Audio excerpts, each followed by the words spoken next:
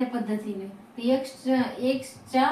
25% 25% बरोबर 25 बरोबर x ची किंमत किती,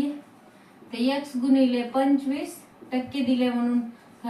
भागिले 100 घ्यायचे, परत टक्के दिले म्हणून 25 भागिले 100 बरोबर किती दिले 25. तर बघा x गुणिले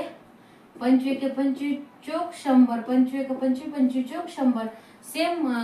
इथं 25 भागिले 100 दिले म्हणून 25 एक बरोबर 1/4 गुणिले 1/4 बरोबर 25 दशांश तसे. तर बघा